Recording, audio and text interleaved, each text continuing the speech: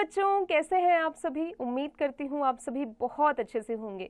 कक्षा की शुरुआत करते हैं। पाठ है हमारा वाक्य विचार, सिंटैक्स। पूर्ण अर्थ देने वाले शब्दों के सार्थक समूह को वाक्य कहते हैं। नीचे लिखे वाक्यों को ध्यानपूर्वक पढ़ो। हमें पेड़ पौधों की रक्षा करनी चाहिए। महाराणा रणजीत सिंह पंजाब के राजा थे। इन पंक्तियों में कई शब्द आए हैं जो मिलकर एक पूरा अर्थ प्रकट करते हैं, इसलिए ये वाक्य है। वाक्य के दो अंग होते हैं, उद्देश्य और विधेय। उद्देश्य, वाक्य में जिसके बारे में कुछ कहा जा रहा है उसे ही वाक्य का उद्देश्य कहते हैं।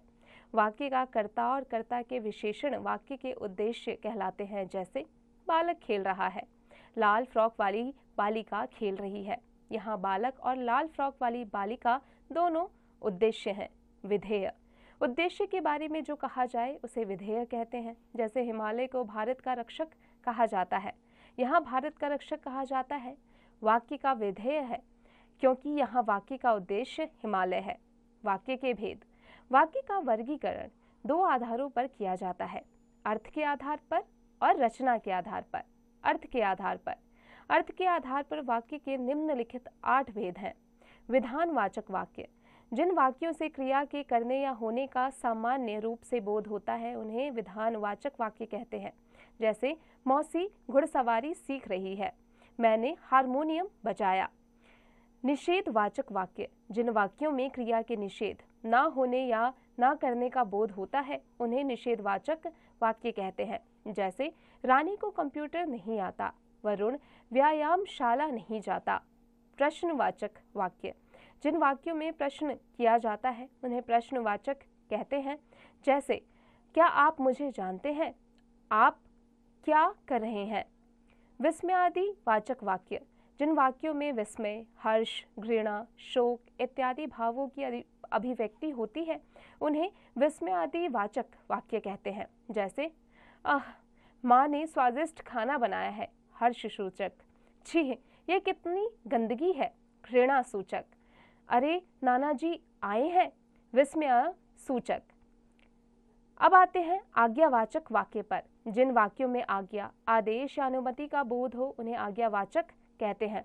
जैसे विवेक, बाजार से मिठाई लाओ। पूजा, यह पुस्तक अलमारी में रखो। इच्छावाचक वाक्य, जिन वाक्यों से वक्ता की इच्छा या आशीर्वाद का बोध होता है उन्हें इच्छावाचक वाक्य कहते हैं। जैसे भगवान ने चाहा तो आप प्रथम आएंगे, आपकी यात्रा मंगलमय हो।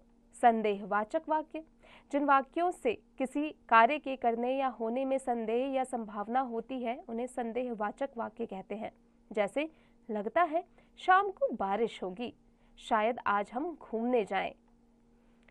संकेतवाचक वाक्य, जिन वाक्यों में एक क्रिया का होना दूसरी क्रिया पर निर्भर करता है उन्हें संकेतवाचक वाक्य कहते हैं। जैसे यदि आप थोड़ा पहले आते तो मनीष से भी मिल लेते, अगर समय पर वर्षा होती तो फसल अच्छी होती। रचना के आधार पर वाक्य के 3 भेद हैं। सरल वाक्य, जिन वाक्यों में एक ही उद्देश्य तथा एक ही विधेय होता है उन्हें सरल वाक्य कहते हैं। जैसे मोनू रो रहा है, उसे तैरना आता है। संयुक्त वाक्य, जहाँ 2 या 2 से अधिक सरल वाक्य किसी संयोजक से जुड़े होते हैं उसे संयुक्त वाक्य कहते हैं। जैसे विजय की साइकिल गुम हो गई इसलिए वह दुखी है, उसने खाना खाया और वह सो गया। मिश्रित वाक्य, जिन वाक्यों में एक से अधिक उपवाक्य होते हैं उनमें से एक प्रधान तथा अन्य गौण होता है उन्हें मिश्रित वाक्य कहते हैं। जैसे रूमा वह कहानी पढ़ रही है जिसे शिक्षिका ने याद करने को कहा था। रणजीत ने कहा कि वह कल झांसी जाएगा। बच्चों, अब आ जाते हैं अध्याय संक्षेप पर। Let's summarise. पूर्ण अर्थ देने वाले सार्थक समूह शब्दों के समूह को वाक्य कहते हैं। वाक्यों का वर्गीकरण 2 आधारों पर होता है, अर्थ के आधार पर और रचना के आधार पर। रचना के आधार पर वाक्य 3 प्रकार के होते हैं, सरल, संयुक्त और मिश्र।